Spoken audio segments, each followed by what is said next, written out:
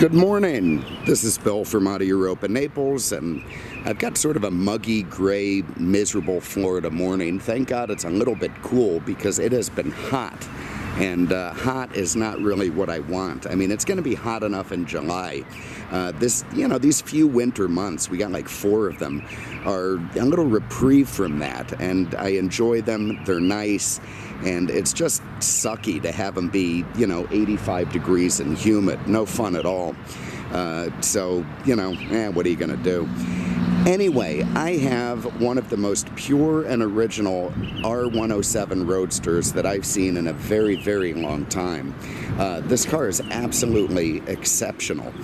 It was traded into us by a guy who'd owned it for many, many years. And, he wasn't one of these guys that sort of labored over his car, kept it in the garage, polished it, and loved on it. He just had it, and it was, kind of his fun car. He used it sparingly. He kept it indoors. He kept it serviced. And when it came in, it needed a bath. It needed a little bit of loving here and there. But you could see right away that this was one of the most well-preserved original 560s that's out there today. I mean, it was just absolutely fantastic to start going over this car. Original paint from front to back, original top, no cracks in the dash, original untouched leather. The car had incredible bones, and after a little polishing up and bringing it out for what it could be, man, what a fantastic car has emerged. You can see that the condition of the thing is fantastic. It's finished in Arctic white outside. It's got beautiful maroon, dark red leather inside, and it is exactly as it came from the factory. The paint, again, finding an SL with original paint is a little bit of a holy grail. I mean, these things are going on 30, 40 years old. Really unusual to find one that hasn't been touched up in some way, and this hasn't, not anywhere. Original all around. It even has this original factory windscreen, accessory from Mercedes, which I haven't seen one of those in a long time. The flat wheels, beautiful, absolutely gorgeous. Bumpers look great, lights look great, wood looks great. Everything on this car is fantastic. To get into these things, this was the replacement for the Pagoda, if you will, that, sort of highly collectible car with the strange Japanese roofline.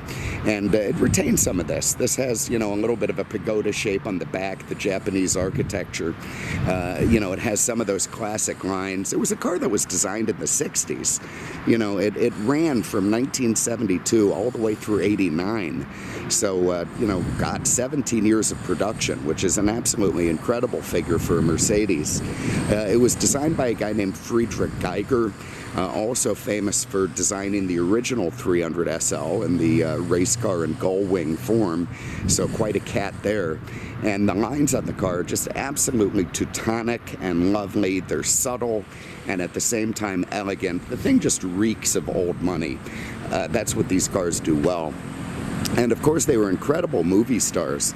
I've been binge watching Chips, of all things. I've put it on the TV here at work while we're all doing our work. It's just on in the background. It's hilarious because every car explodes. But it's just surprising how many of these R107 Roadsters are rolling around Southern California in 1978 and 79. The show is full of them. And of course, and many, many others. Beverly Hills Cop, Heart to Heart. You name it. The car has just been in just about every TV show and movie over the years.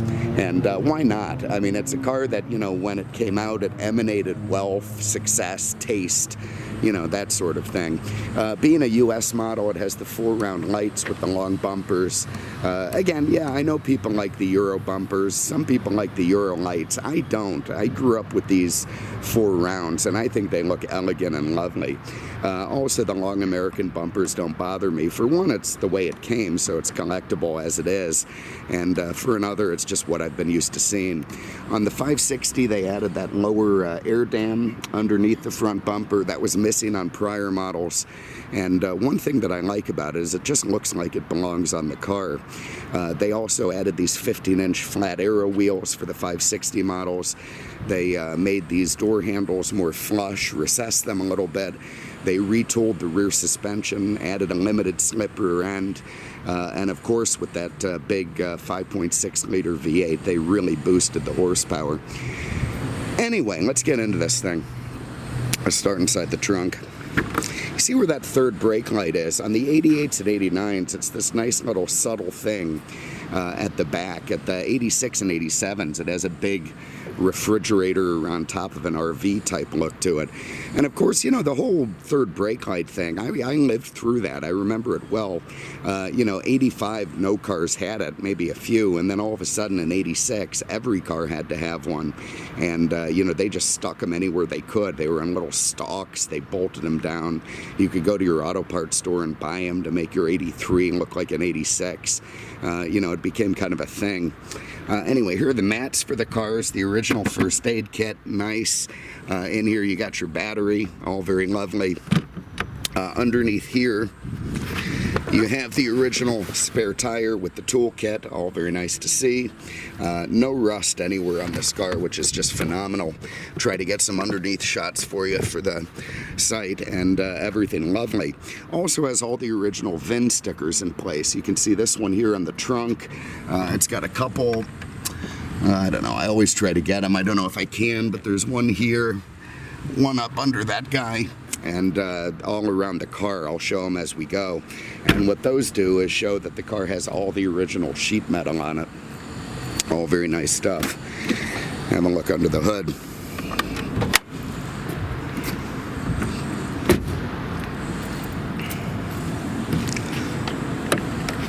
Okay, so there is an aluminum 5.6 liter V8, about 230 horsepower, pretty good torque figures as well. This was an absolute sea change from the 380 SL that came before it. You know, everybody absolutely did not want the 380 SL at the time when the Europeans had the 500, and you know, people went over there to Europe, they bought the 500s, they gray marketed them back here to the United States, which of course drove our dealers batty. And Mercedes answered that by putting in that big V8 out of the S-Class, stuffing it into a 107 and sending them over here. And man, did it make the car nicer. They be like 4-second faster 0 to 60 time with that. So big difference, and everything just lovely under there.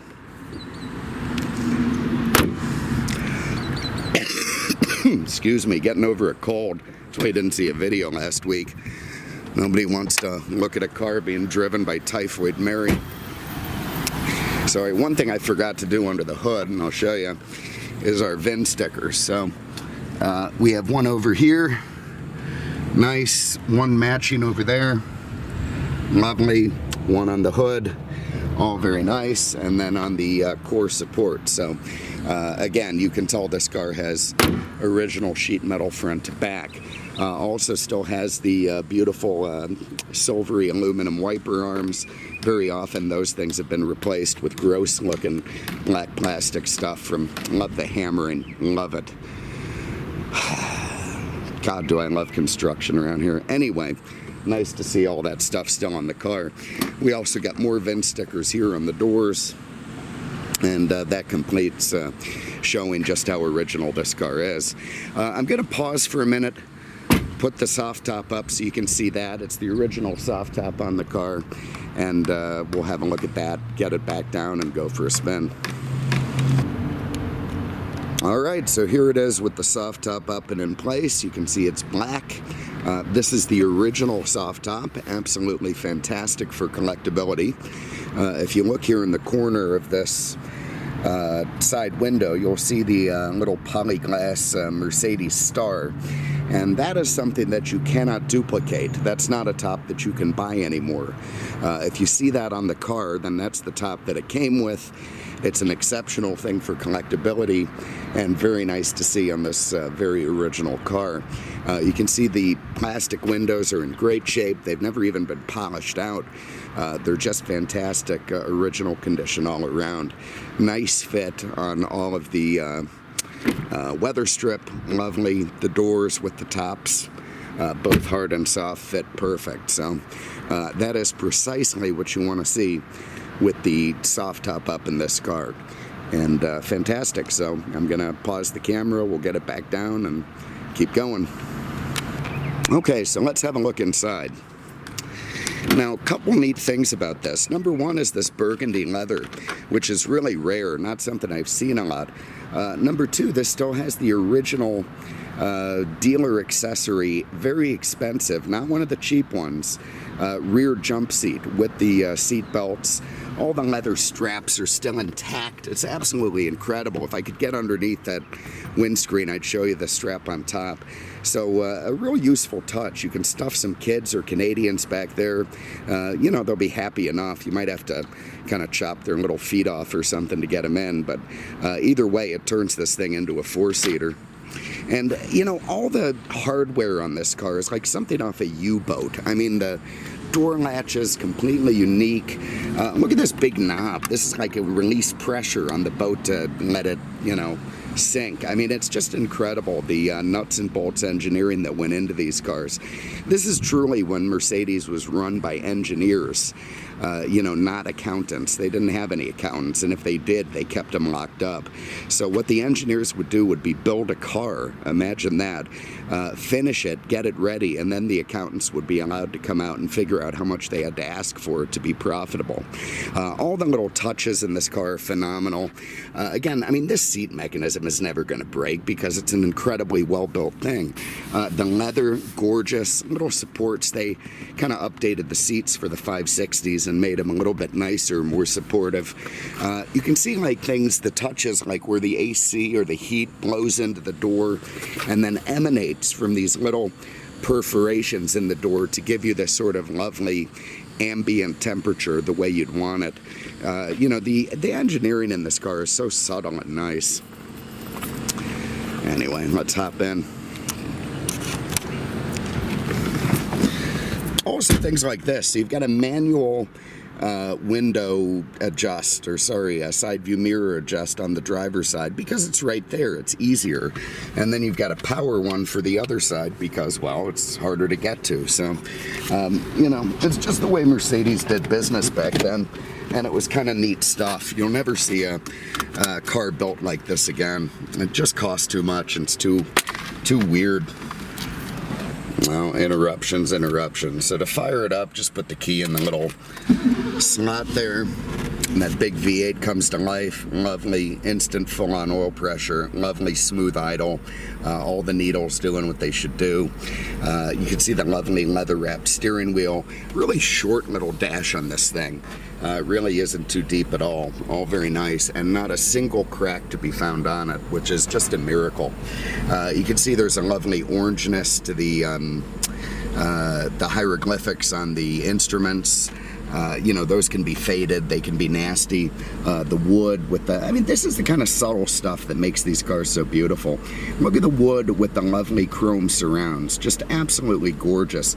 The way the vents adjust is, you know, just perfect, not gonna break. All the switches are this lovely Teutonic, you know, serviceable even. You could almost take these switches apart and fix them if they went wrong. You know, the way this car was built is just different from the way cars are built today. Anyway, everything all very nice and proper on the cluster. You see the row of idiot lights there on the bottom. Your cruise control stock. You've got an airbag on this car. Very nice to drive a very classic looking collectible car with an airbag. More wood and lovely leather everywhere. You can see the richness, the properness of the wood. No cracks there at all. Lovely leather little shifter on the gated thing. The reason Mercedes-Benz shifters were gated at this point in time was to prevent you from needing to have a button to push. So it was a really nice feature. You had to move it over to move it back. You couldn't just, you know, pull it back. So that did away with the need for a button. Original Becker stereo in the dash with all of its indecipherable hieroglyphics. You know, even the Germans don't know how to use those things. This thing recirculates the AC. Here's the climate control. All works great in this car. That's rear defrost for when the hardtop is installed. This will run the power antenna. It has three sides, you know, so you can have it down, you can have it halfway up, or you can have it full on. You know, again, nice little subtle engineering in a Benz. This runs your interior lights. Beautiful little clicker to open up the glove box. You get some books and tools in there, all very lovely.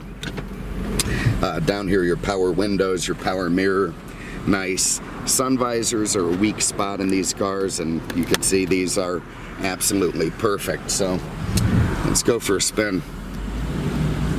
Now, I love the curvature of the hood as you're looking out over it, you know, incrementally growing bigger into the middle and then going back down again. All those little lines were expensive to do back then, and, you know, Mercedes did such a nice job of subtly designing the car to have, you know, a beautiful sort of Teutonic design that's not in your face, but you can just tell a lot of thought and effort went into it. Man, does this drive nice. No play in the steering at all, you know, no vibration from the engine. Obviously the subframe mounts are, you know, fairly new, as are the engine mounts. The brakes feel great. I tell you, you just feel like the king of the world in an SL. Truly of any vintage. You know, it's made for hedonistic motoring where, well, let's just hammer it.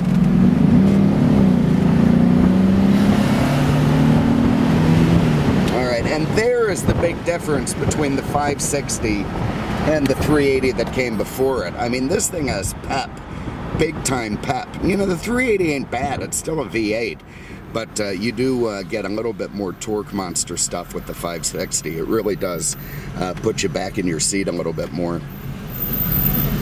And, you know, a lot of them are just quick. They really just feel quick.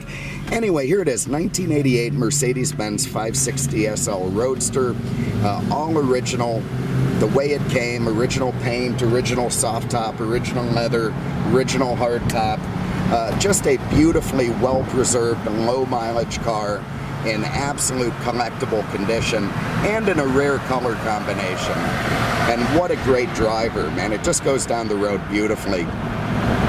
So if you have an interest, give us a call, 239-298-8000, on the web at aenaples.com. You definitely won't be sorry you called on this one. If I'm going to put one away in the garage and let it go up in value, this one ticks off all the boxes.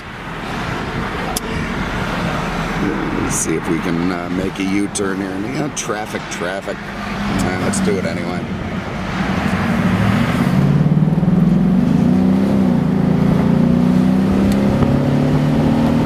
Nice V8 growl out of that thing. Anyway, thank you for having a look. We appreciate it. We'll see you with the next one. Take care.